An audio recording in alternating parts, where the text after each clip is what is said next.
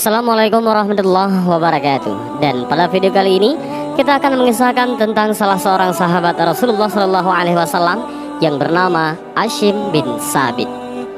Hashim bin Thabit adalah seorang sahabat Nabi yang gagah berani dalam berjihad di jalan Allah. Beliau tak gentar ketika mengikuti peperangan menghadapi musuh-musuh Allah, karena Hashim bin Thabit dikenal dengan keberanian. Ketika beliau gugur di medan pertempuran, salah satu perempuan kafir Quraisy bersumpah akan memberikan hadiah kepada siapa saja yang dapat membawakan kepala Hashim bin Thabit kepadanya untuk dijadikan batok minuman keras ataupun khamar. Perang Badar baru saja usai. Kaum kafir Quraisy bertekad membalas kekalahan mereka. Kedengkian dan nafsu untuk balas dendam terus berkobar di dada kaum kafir Quraisy. Tidak saja kaum pria, bahkan perempuan-perempuan bangsawan kaum kafir Quraisy pun turut pula ke Uhud untuk menggelorakan semangat perang.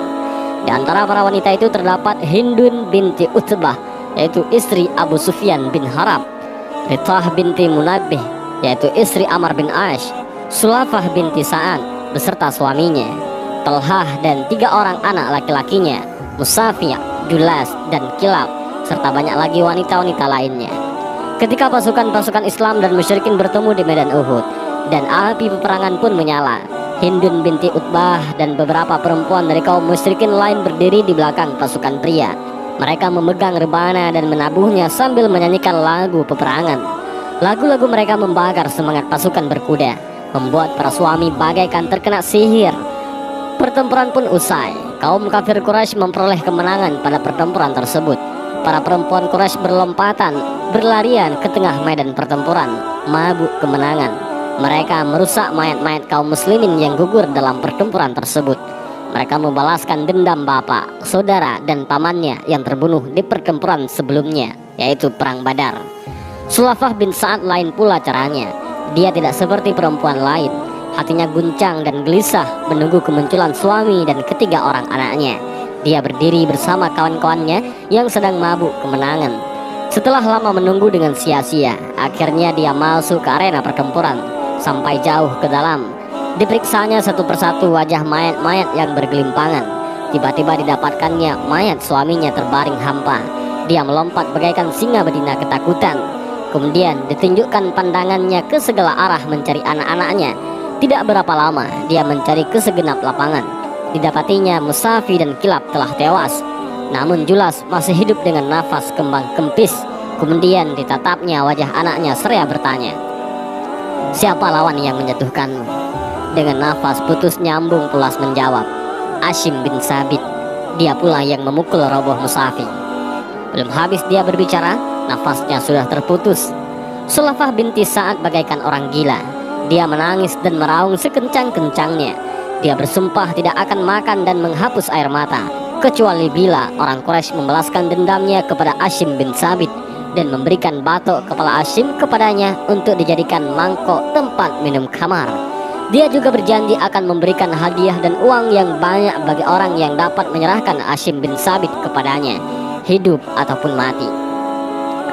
Janji Sulafah itu tersiar cepat ke seluruh kaum Quraisy. Setiap pemuda Mekah berharap mereka dapat memenangkan perlombaan tersebut dan membawa Hashim kepada Sulafah untuk memperoleh hadiah besar yang dijanjikannya. Selesai perang Uhud, kaum muslimin kembali ke Madinah.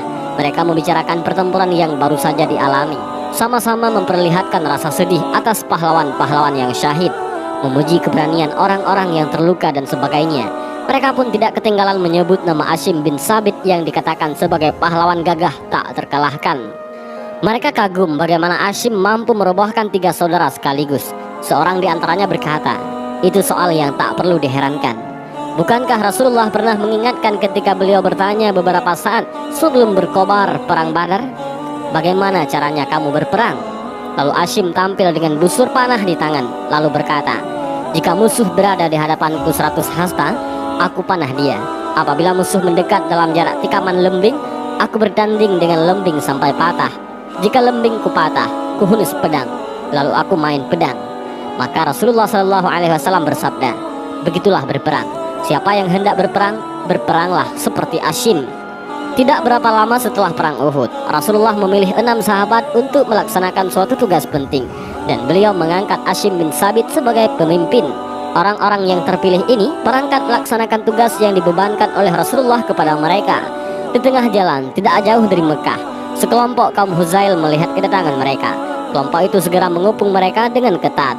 Hashim dan kawan-kawan dengan sigap menyambar pedang masing-masing dan siap siaga menghadapi segala kemungkinan. Orang-orang Huzail berkata, "Kalian tidak akan berdaya melawan kami. Demi Allah, kami tidak akan berlaku jahat kepada kalian jika kalian menyerah. Kalian boleh mempercayai sumpah kami dengan nama Allah." Para sahabat Rasulullah berpandangan satu sama lain seolah-olah bermusyawarah.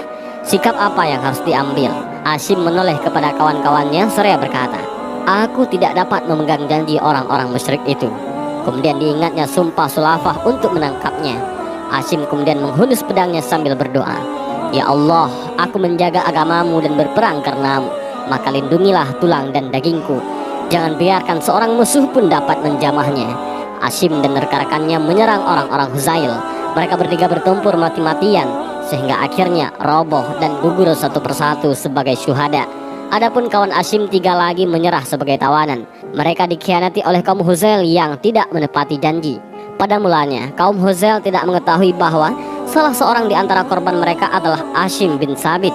Namun setelah tahu bahwa salah satunya adalah Hashim, mereka pun girang bukan kepalang karena membayangkan hadiah besar yang akan diperoleh. Hanya beberapa saat setelah kesyahidan Hashim bin Sabit dan kawan-kawan, kaum Quraisy telah mencium beritanya. Karena kaum Huzail tinggal tidak jauh dari kota Mekah, para pemimpin Quraisy segera mengirim utusan kepada para pembunuh Hashim, meminta kepala Hashim untuk menghilangkan dahaga Sulafah binti Sa'ad dan menyempurnakan sumpahnya. Para pemimpin Quraisy membekali para utusan itu dengan uang yang memadai dan menyuruh mereka menyerahkan seluruh uang itu kepada kaum Huzail demi untuk mendapatkan kepala Hashim. Kaum Huzail pergi mencari jasad Hashim untuk memisahkan kepalanya dari jasad, tetapi dengan kuasa Allah, tiba-tiba mereka dikejutkan oleh sarang lebah dan gerombolan serangga yang menyerang dari segala arah. Ketika mereka hendak menghampiri tubuh Hashim yang sudah menjadi jasad, serangga itu terbang menyerang, menggigit muka, mata, dan kening. Bahkan seluruh tubuh mereka tak luput dari gigitan, sehingga mereka tidak bisa mendekati jenazah Hashim. Setelah mereka mencoba berulang-ulang menghampiri jasad Hashim, mereka selalu gagal, akhirnya menyerah. Biarkanlah dahulu sampai malam. Biasanya jika hari telah malam, mereka terbang, maka tinggallah jasad itu untuk kita, kata seseorang. Mereka kemudian duduk menunggu sampai malam. Namun ketika langit mulai gelap, tiba-tiba kilat dan petir menggelegar sambung menyambung. Hujan pun turun dengan lebatnya bagai dicurahkan dari langit. Setahu mereka, belum pernah terjadi hujan sedemikian lebat. Dengan cepat, air mengalir dari tebing-tebing dengan memenuhi sungai-sungai dan menutup permukaan lembah. Banjir besar segera datang dan melanda segala yang ada. Tatkala hujan berhenti dan langit pun kembali cerah, pasukan Bani Huzail bersorak girang. Mereka ingin segera mencari dan menemukan jasad Hashim.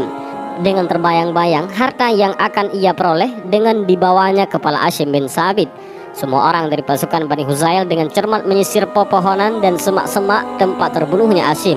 Namun tak kunjung ditemukannya jasad Hashim. Dengan rasa kesal dan marah, Bani Huzail pun pulang tanpa membawa hasil. Doa Hashim bin Sabit telah dikabulkan Allah. Jenazahnya tidak dapat disentuh sedikit pun oleh orang-orang kafir. Dan semoga Allah menghanyutkan menuju sungai di surganya. Allah subhanahu wa ta'ala memperkenankan doa Hashim bin Sabit. Allah menjaga hamba-hambanya yang bertakwa, yang memperjuangkan agamanya, menjaga kesuciannya dari tangan-tangan keji musuh-musuh Allah. Kisah Hashim bin Sabit ini mengajarkan kepada kita agar senantiasa berdoa dan yakin akan kekuatan doa. Karena hal yang sangat tak mungkin menjadi mungkin karena kekuatan doa. Dan yang terpenting adalah selalu mendekatkan diri kepada Allah subhanahu wa ta'ala. Dan inilah sedikit kisah tentang Hashim bin Sabit.